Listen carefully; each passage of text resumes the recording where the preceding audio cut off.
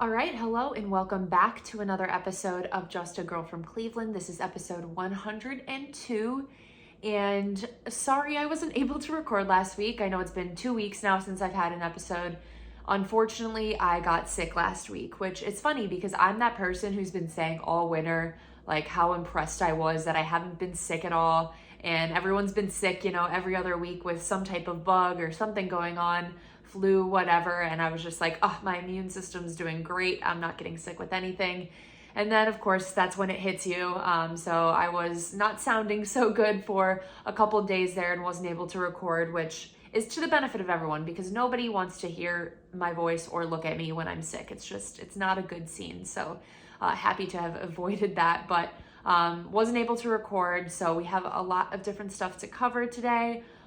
One other quick note, you might during the time of me recording this hear some loud construction work go on in the background.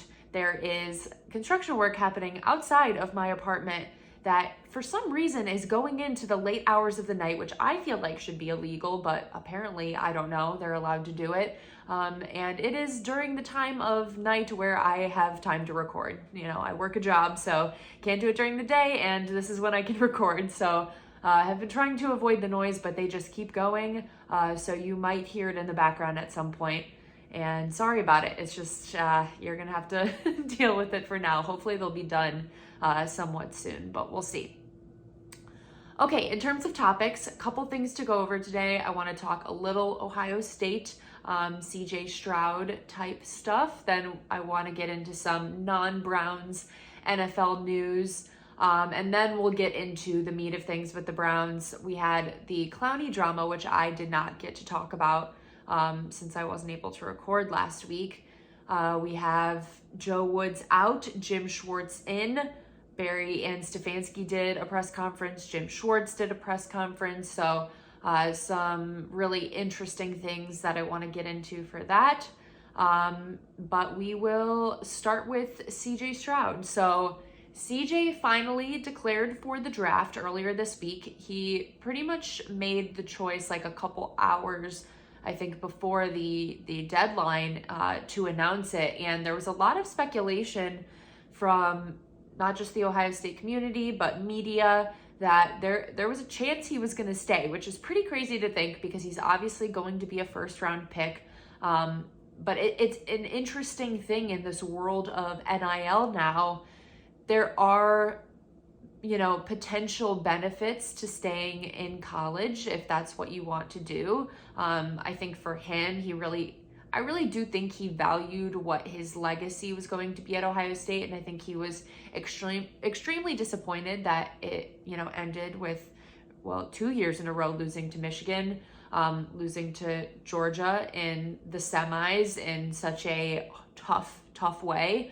And I don't think he wanted that to be his legacy at Ohio State with the way that he played in this program, and especially in that last game against Georgia. I mean, that was like some of the best we've ever seen from him and from an Ohio State quarterback in general. So it was really unfortunate, and I think that weighed on him a lot and made him think like, maybe I do want to stay for another year. Because you can make plenty of NIL money. Like before, there was absolutely no benefit to staying in college because it's like, okay, I could stay in college, make $0 and, potentially get in trouble if I even try to do anything to make a little bit of money off of my name and notoriety. Or I could go to the NFL and get a nice contract and a signing bonus and be able to provide for my family and my loved ones. It was a pretty easy decision at that point. So I'm interested to see really in the future if there are any big changes from getting this NIL money now, that if a guy really, really wants to stick around in his college program for another year, he has some incentive to be able to do that now. I still think, obviously, like nothing really compares to that NFL money. And if you are going to be, an early first round pick, you're going to take that because you don't know if, the coming season you perform worse, you have an injury, you drop in the draft, potentially, like that could be harmful to your future and your ability to make money in the NFL. So I think obviously those things will still weigh on them, but I just think it does add another layer, and obviously it did weigh on CJ a little bit, which in my heart of hearts, I knew he was going to go into the draft, but it was kind of nice to see that how much he valued his time at Ohio State and his legacy that he was leaving there. It feels good to see that. So I think he seems like a great kid, and I hope the best for him in his NFL career. I hope he ends up in at least a decent program, because it is tough when you're one of the top quarterbacks. A lot of times you're not going to a great program. So I hope he ends up somewhere decent and can do great things. So we will see. But I thought that was just an interesting tidbit. Okay, next topic. I wanted to just quickly update on everything with Damar Hamlin, because the last episode was obviously when I talked about things, and things have, miraculously turned around since I recorded that episode literally a day after everything happened. He's obviously in incredible shape now, has gone home to Buffalo. They've done tests, have not found any issues. So it is most likely that thing they were talking about, the commotio cordis. I don't know if I'm saying that right at all, but the impact to him happening in a certain point in his heart's rhythm. It does seem like that's what happened, because they haven't been able to find any other underlying issues or things that could cause it, at least from what the public knows. So just a freak accident, man. I know obviously that's not the only time it's ever happened. I think they say there's about 30 cases a year, so it's extremely rare. But to see it on a national scale like that was so jarring and triggering for a lot of people. I mean, I was really bent out of shape about it for a couple days, just I need this guy to pull through. I don't know him, but I need him to pull through. So to see the shape he's in now, he's been back in the Bills facility now, walking around, been there most days. I have a feeling he's going to be there when they play the Bengals this coming weekend, cheering them on. I think they could do something really cool with that to motivate the team. So I'm just happy for him, man, because it's been hard to watch this chain of events and how affected his teammates were and everyone in the NFL. I think we just all needed a win on that one. We needed him to be okay. So just very happy for that, which kind of brings me to some of the conversations that have started around the events that happened that night, specifically from Bengals fans. And look, I know people will think I'm just saying this because I'm a Browns fan and, it's a division team, a team within my division, but I really am struggling with Bengals fans lately. I think after their run to the Super Bowl last year, they took on another level of conceited, which I get. If my team was going to the Super Bowl, I would have a bit of an ego about it too, for sure. So it's not a full judgment there that is how they are behaving. But they're in this mindset that the whole entire world is against them, which really doesn't track or make any sense. So obviously the game didn't get played, and that affected the seeding, and Bengals fans feel slighted by it, even though there were many teams who were affected in a negative way by, what happened there and that game not being played. And I've seen a lot of just really weird comments from Bengals fans saying Sean McDermott should do the right thing and give us home field advantage because we did the right thing and we didn't play the game and they stopped doing it, and just acting I don't know, they deserve something in return for doing the right thing. And I just want people to know that if you shouldn't do the right thing just because you are expecting something in return. You should do the right thing because it's the right thing to do. And the right thing to do in that moment was to not continue that football game, because everyone in that moment watched someone die on the field. We didn't know if he was going to make it at that point. He literally died on the field. So the way Bengals fans have so quickly moved on from having empathy in that moment to being well, you should do something for us now because we did that for you, is just so distasteful and ridiculous to me. And I just think it's a really bad look in general. Like I said, this wasn't going to be pretty. Having a very important game to the standings in the AFC be canceled at the very end of the season, it was the second to last week, was going to be messy.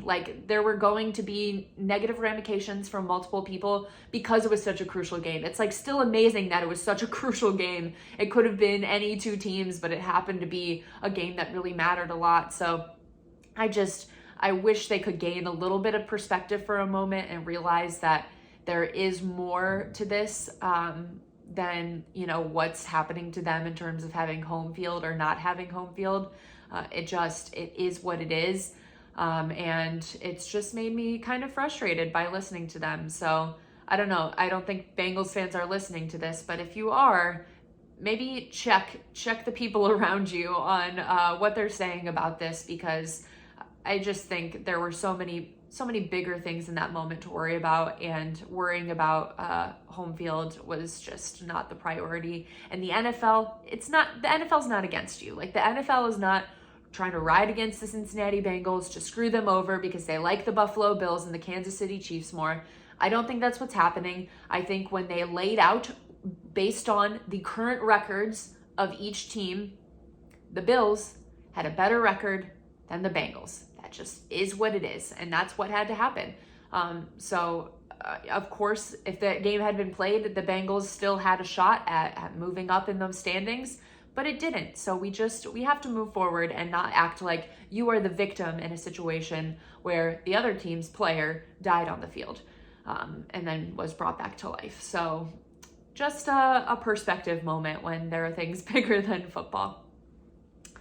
Okay, in terms of the last thing I want to say about non-Brown stuff, wildcard weekend was incredible football. Watching the Jags-Chargers game and the way that went down was just like so exciting to watch. You could feel it in the moment as the Jags, even when they scored their first touchdown, you're like, I think Jags are going to win this game, even though they're down by like 4 touchdowns at that point. It felt like the Chargers were going to charger, and it's unfortunate, but that's something like what the Browns would do. Like, they have that same aura to them where bad things just start to happen and snowball and things get worse, and you got to feel for him because that's a struggle. But it was cool to see what the Jags were able to do, especially after being as bad as they were last season, and the way Trevor Lawrence was really kind of unflappable in that moment. Like, he threw 4 interceptions to start the game and was able to not let that shake him and turn things around and do what he did in that game.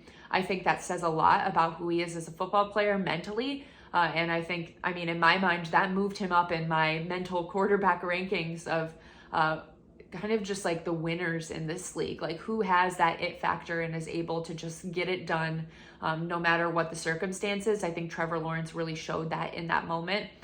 So that was really cool to see. Bills-Dolphins ended up being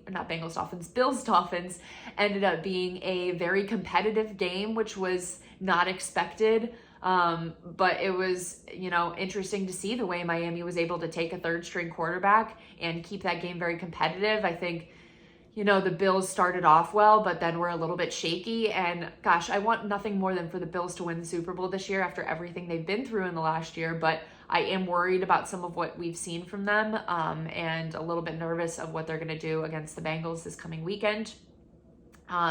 We had, let's see, what were the other games? Bengals-Ravens ended up also being a close game. I was obviously very invested in that one, in it being 2 AFC North teams. And I don't know who I was pulling for because I don't like either of those teams. But part of me was kind of like, it would be so funny if the Bengals lost after all of the whining and complaining they had been doing. I thought it would be kind of hilarious if the Ravens won, but then I also don't like the Ravens either, so I didn't want that to happen. So either result I was just going to be okay with, but it was interesting to see that being a close game, really up until Sam Hubbard had the incredible run from, the 1 yard line after the fumble and taking it all the way to the house. Pretty impressive stuff. That's a Buckeye right there, Buckeye energy. So that was pretty cool to see. We had Cowboys and Buccaneers, potentially Tom Brady's last game. Like, what a game for the Cowboys. We had 49ers Seahawks. We had Brock Purdy, man, just like still figuring out ways to win, which was, it was just like so weird to watch because, he's obviously shown he's able to do that, like throughout the 6 games he's played so far, that he's very capable of doing it. But still, even knowing that he's capable of doing it, you expect him to maybe crush under pressure in the moment of the playoffs. But the way that offense is firing, like, part of me just wants to say, like, 49ers are going all of the way, because it just feels like it doesn't matter who you throw out there. They are just unstoppable in the way that their offense is run and the way their defense has been playing. Just really impressive. And then I think the last one I didn't mention is Vikings-Giants. And we should have known, that the Vikings were going to do that. The Giants have played really hard football this entire season. Brian Daboll has had them ready every single week. And the Vikings are the Vikings.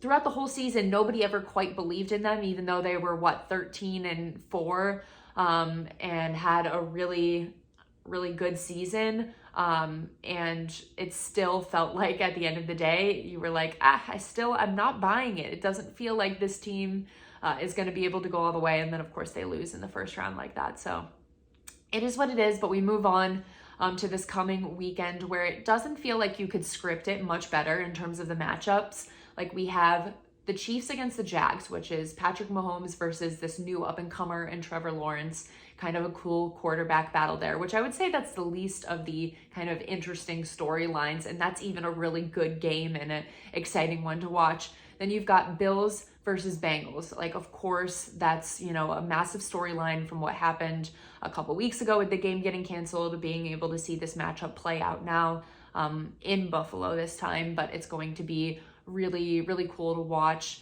Then we've got Eagles versus Giants, which is kind of like two big, like, powerhouse football cities that are known to have like some level of a rivalry. So that's going to be a really good game. And then the last one you have is Cowboys 49ers, which is another one that's known to have, a big history between those two teams playing. So it feels like the NFL is just like, yep, we're ready to cash our checks here. Excited for the matchups that just happened to work out the way they did. So I am looking forward to watching it. And there's something about watching just completely stress-free football where it's not my team playing. Like, of course, I love watching the Cleveland Browns, but it's kind of nice sometimes to just watch football and not feel like you are just on pins and needles the entire game waiting for everything to fall apart, and just like enjoying the sport for what it is. That's been pretty fun, and I'm looking forward to continuing that this coming weekend. Okay, so let's get into some Brown stuff. I first want to touch on the Clowney thing, which I feel like this is kind of old news now, but I did want to touch on it because I think there were a couple important things I wanted to say about it.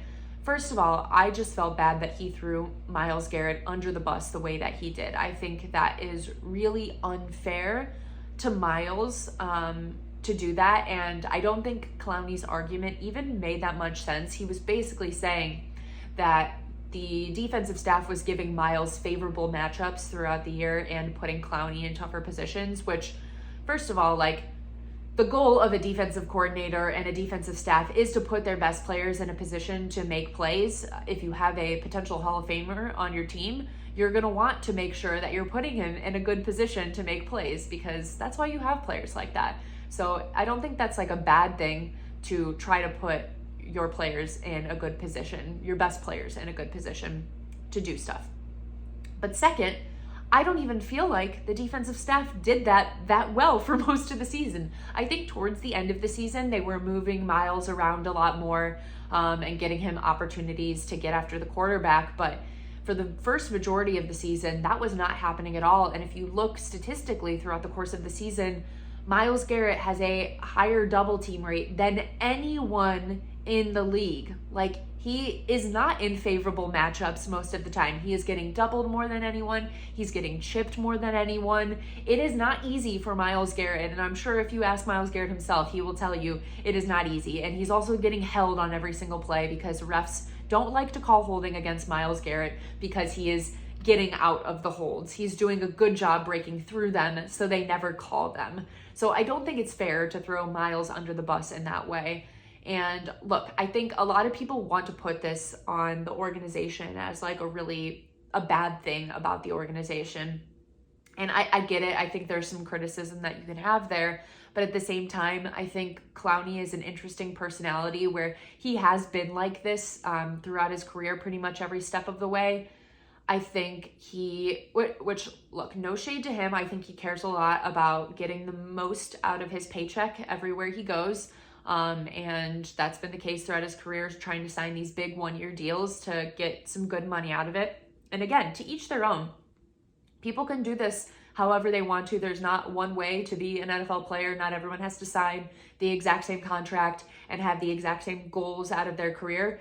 That is fine for Clowney. I just don't think that we can have his personality type and the way he has gone about his business throughout his entire career reflect that poorly on the Browns organization. I think it has more to say about him and the way he goes about things than it does the Browns specifically. Like, I think there can be some criticism there because it is obviously never a good thing when you have someone from your locker room talking out like that. But it happens everywhere, guys. Like, people praise the Steelers for the type of organization that they are. The Steelers have had a number of issues. Like, they had Antonio Brown, they had Le'Veon Bell. Like, there's been Chase Claypool, like Juju. There's been so many guys who have had, quote unquote behavioral issues, however you want to describe that.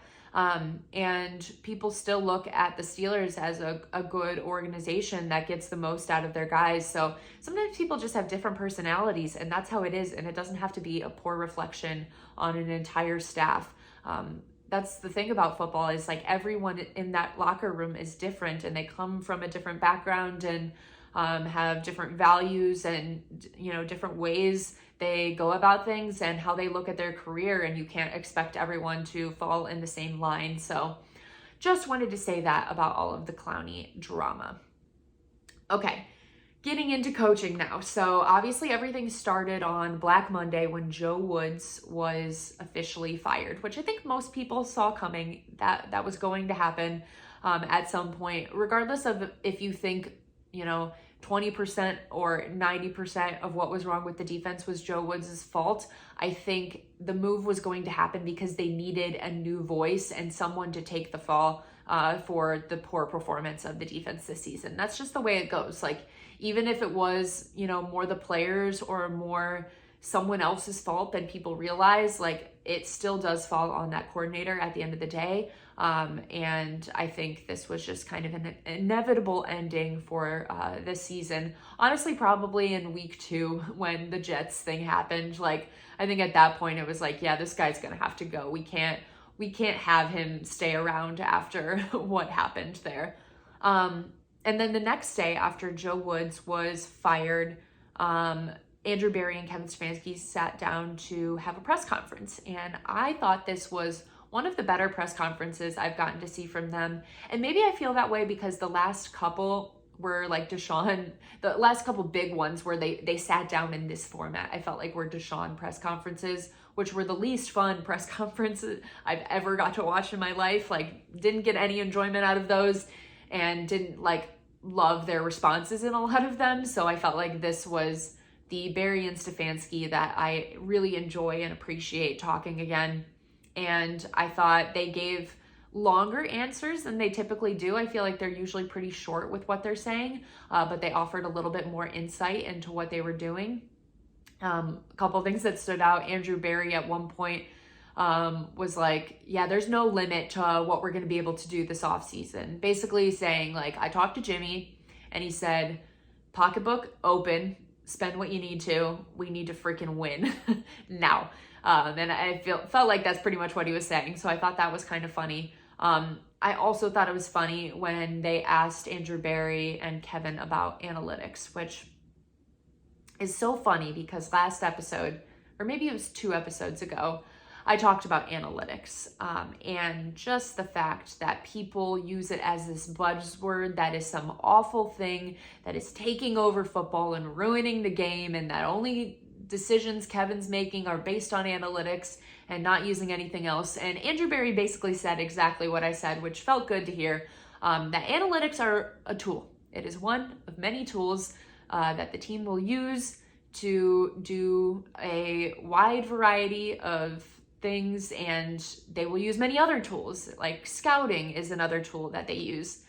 It's no different than using analytics. You're using those 2 different things to help you figure out what you can do to be the best team possible. And there's no harm in having more information, but it is not the only thing that they use. So it felt good to hear them say that, because I think that's what we've all been saying, even as the people who hate the use of analytics in football don't realize, I guess, how it's necessarily used within the context of a game.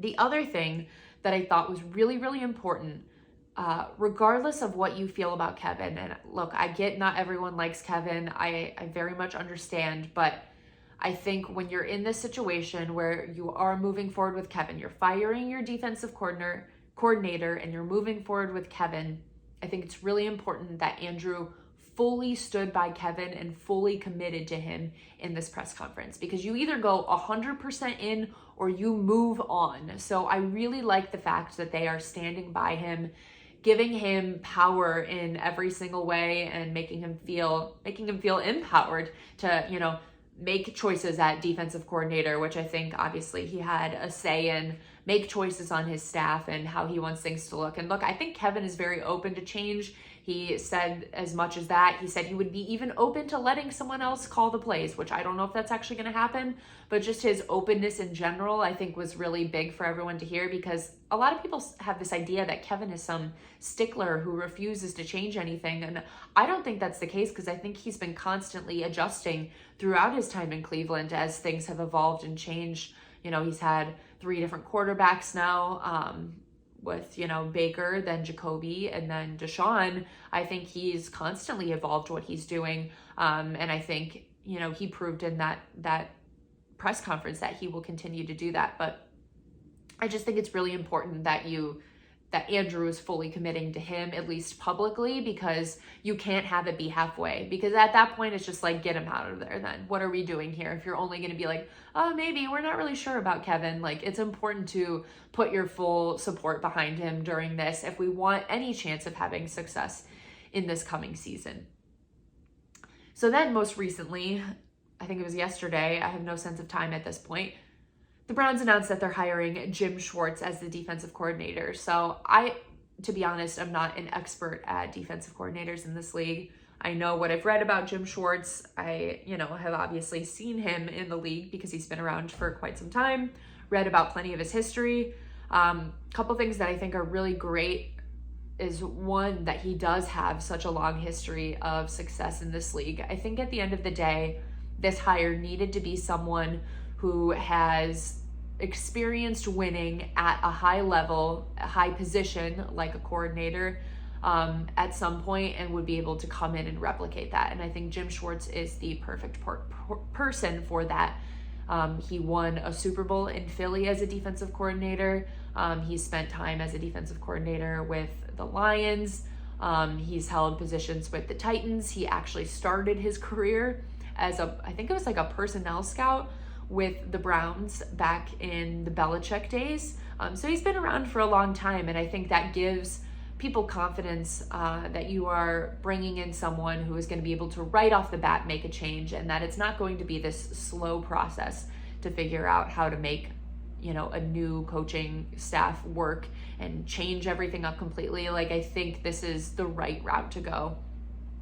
I also think it's cool that his demeanor is a little bit different from Kevin's. And now, this isn't me saying that there's anything wrong with Kevin's demeanor, because I actually think balance is really important within an organization, and that's why I also think this hire is so great. If you have everyone, GM, head coach, defensive coordinator, offensive coordinator, everyone being a hothead, emotional type leader, you're going to screw yourself over. You need a balance of people who have a little bit more juice and emotion, and the people who stay even keeled and are a bit more level-headed, like an Andrew and a Kevin, in order to make things work. And I think that's great about this, because we have Andrew and we have Kevin, who are pretty even keeled. They are pretty straightforward all the time. They don't ride the highs and the lows. And then you bring in another guy who offers a little bit of a different perspective, which I think that balance will work really well, especially on the defensive side of the ball, where you have a lot of young players who I think need to be coached up a little bit. So someone with a little bit more juice and then the experience, like I talked about, will be really good for those young guys. So I think this Schwartz and Stefanski balance is going to be really the right fit for this team. I think Joe Woods was almost too similar to Stefanski, where everyone was pretty even-keeled. And I think it'll be good to have a little bit of both. Because look, I know people are like all excited that he's got a little bit more fire, but as soon as you start playing bad, you're like, the fire isn't so much fun anymore. It's not very exciting. And I remember actually when we hired Kevin Stefanski after going through Hugh and Freddie, and Freddie had more emotion, a little bit more. He talked a lot. He had things to say. He had a couple phrases that were put on t-shirts. You know, he was that type of coach. I remember how refreshed everyone was to have Kevin as the coach at that point, because it was such a different feel from what we had with Freddie. And I think that we've almost gotten used to what Kevin is like, that people then all of a sudden want to go back the other way and forget that it's not always the best thing to have a coach like that. And I don't think there's a wrong or right way. I just think, like I said, you want what you can't have. And I think at the end of the day, balance is really the best thing for this team with all kinds of different people on it. So from his press conference, I loved when he talked about his history of working in Cleveland. And I know people are going to eat that up. I thought it was just really interesting to hear about the early days in his career being in Cleveland, working with Belichick, Saban, like all the names are always crazy from the staff in those days. But it was really interesting to hear about his start and him talk through his career. He had quite a bit to say and what he learned during that time. And it's kind of a full circle moment for him. The other thing that he really went into was in terms of his scheme, how it is very defensive line friendly and it prioritizes pass rushers, which is something I enjoyed hearing, which, you know, I've already kind of read about him and a lot of people know about him, but I think it's good to hear because you have Myles Garrett on the team, which means Myles Garrett is going to be a priority. Very exciting to hear. I also think that means we will definitely be prioritizing getting new defensive tackles, as I've said 1 million times on this podcast that we need new defensive tackles. I think in the scheme that he runs, it's going to be really important to have more talent at that position. And I think they're going to do that. So really, really good and exciting to hear because we need more than anything better defensive line play than we had this past season. I think the one other thing that probably stood out to everyone was his comments at the very end, talking about kind of the responsibility he feels to fan bases to put out a good product, and he knows how much it means to the fans, and you know, basically saying he gets that it means a lot more in a place like Cleveland. He was in a championship parade in Philly after they won the Super Bowl a few years ago, and he feels like the only better parade than Philly would be in Cleveland because of the fans here and how much they care, and he knows that because he's been here. And look, that's a lot of coaches say stuff like that, especially about Cleveland, because people know that we have a very passionate fan base. So it's kind of an easy thing to say. But it's always a good thing to hear. And that is what you want to hear. You want to hear that they do feel that responsibility to the community and the fan base that's paying for tickets every weekend, buying jerseys, buying gear, spending their hard-earned money to go out and support this team. It's always good to hear that the coaches recognize that and don't feel like they don't owe anything to anyone else, because they do at the end of the day. It is as I always talk about here, a sports ecosystem where you need the fans, you need the players, and you need the media in order for everything to work in a beautiful, cohesive unit. And it's always good to hear from the people inside the building that they recognize that, because fans want to be heard. Like, I as much as I'm critical of the way fans have talked about the Browns, especially in this past year, and have just ripped everything apart and been so negative about everything, I do at the end of the day understand being upset about losing. Like, losing sucks and it hurts when you are paying, you know, a couple $100 to maybe travel to a game or buy tickets or buy gear or whatever you're spending your money on for this team, and then they go out and, you know, do something like the Jets game. Like, I get how much that hurts. It hurts for me too. Like, I feel the pain in those moments and I want to win just as much as everyone else.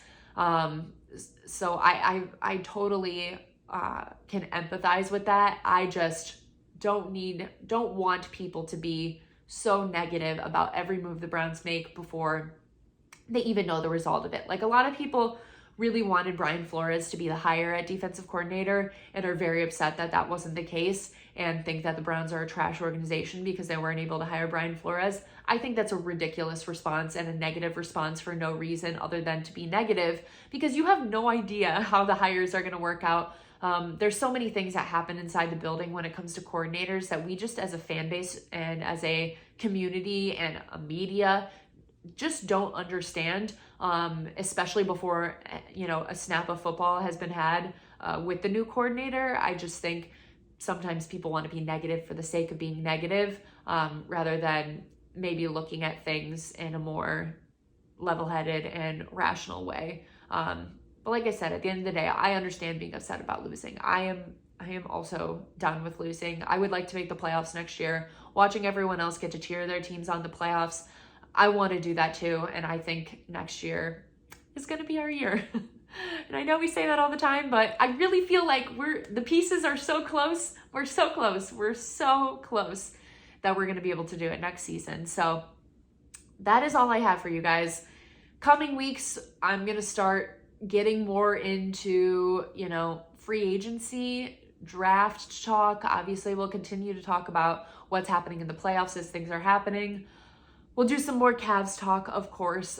So there's always going to be lots going on, even as football season starts to die down. But appreciate you guys for listening. Sorry again about last week.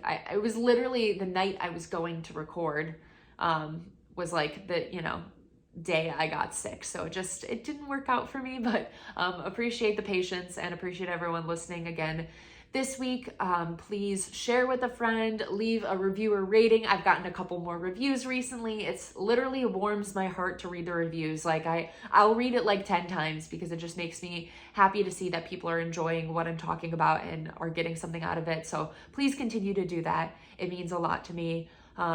Like I said, share with a friend, do all of that good stuff, subscribe, follow, whatever you need to do. I appreciate it. Go Cavs, go Browns, and everyone have a good one.